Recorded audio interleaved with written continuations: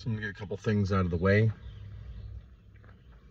I think it's about time I told people this. So those of you with narcissistic tendencies who are on this channel, I'm gonna put your mind at ease. This includes my brother. There are not hundreds of random people viewing this channel. As a matter of fact, I can show you the Google Analytics charts. The handful of accounts belonging and digital footprints belonging to the people involved are the only people who watch these videos past about 10 or 20 seconds. If you want evidence of this, go look at YouTube's best practices for like what is popular. A sweaty guy in a car talking about people that no one has any reference for, it gets turned off. Engagement is incredibly hard to retain.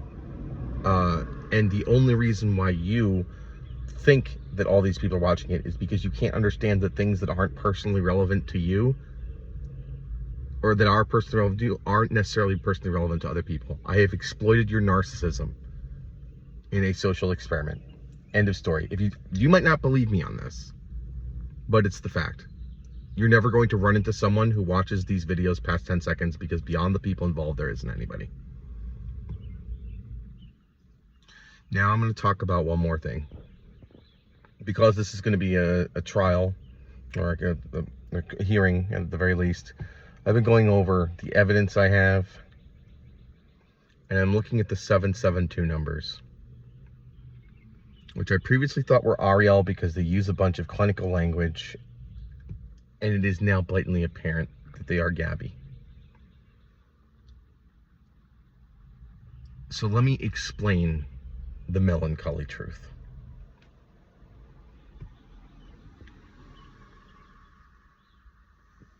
This thing Gabby's dealing with, her dad knows. As a matter of fact, her dad has given her tools on how to interact with people by creating a set of rules.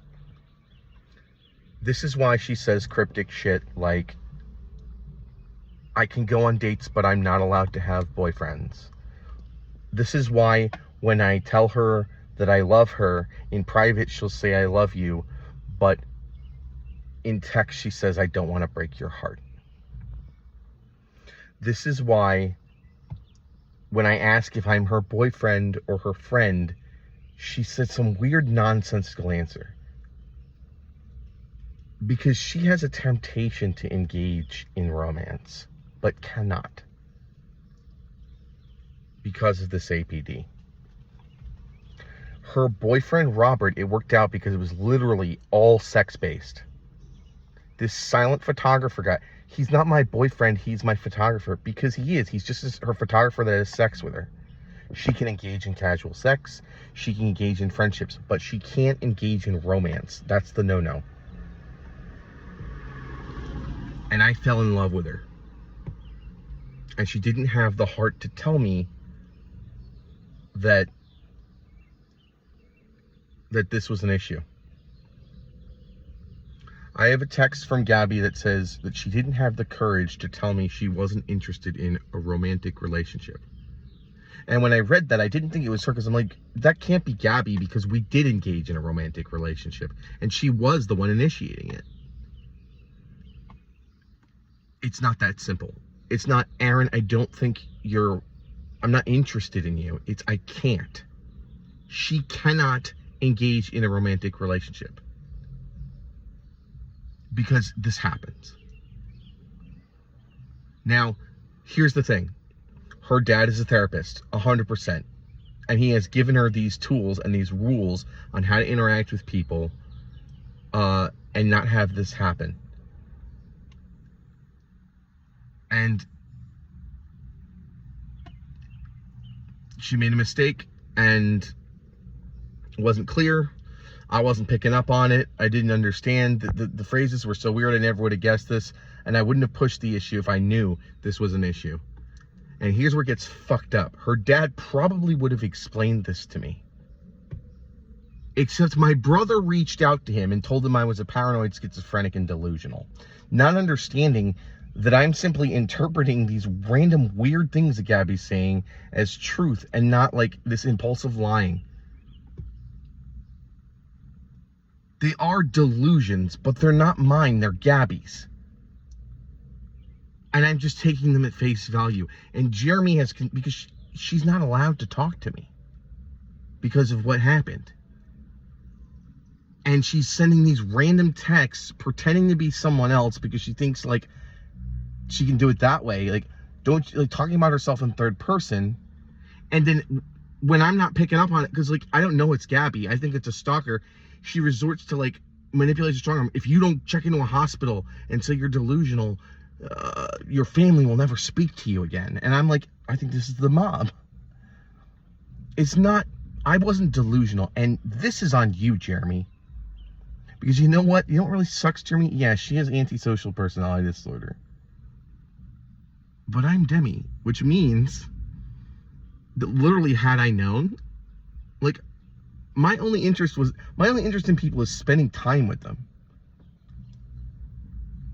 And had I known, even if she had like a sexual boyfriend, I would know that I wasn't any less important. And I wasn't. The Hot Topic Samurai used to make fun of me because is like, you're not her real boyfriend, you don't have sex with her. She was spending all her time with me though. And like would just casually have sex because she's different and I'm different, and we would have been good together if you hadn't fucking interfered. It just might be that those two types of people are compatible and they're not compatible with other people. You're a vicious fuck, Jeremy. You're a vicious fuck. And you didn't just hurt me. You hurt Gabby. She's just trying to live her life. She has this thing. She cannot process. I don't know if everybody who has it has different thing, but for her, it's romance. Romance is the no-no. She can have sex, she can have friends, but she can't fall in love because it's manipulation. She's not capable of romance. It's always manipulation.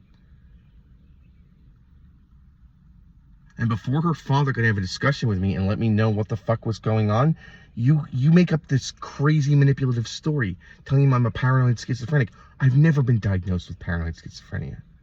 And of course, because she's sending all these weird, confusing messages, because she's has this habit of lying about fantastical things, and also can't admit that it's her because she's not allowed to talk to me per her dad's rule. It makes sense. He's like, yeah, Aaron is acting weird. He's a paranoid schizophrenic. Jeremy, you need to stay the fuck out of other people's lives. You're miserable. I get that. Let other people be happy. If you post one more fucking comment on these videos, I will post a 2-hour documentary on all the heinous shit you've done in my life. And I'll make one for each of our family members.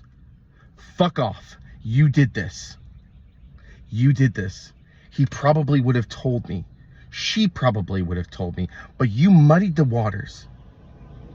And now, no doubt, the loss of my job is going to be answered for by her. But this stalking shit isn't her, it's you.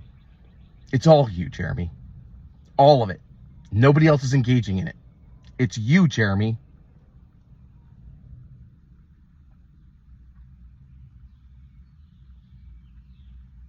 Fuck you.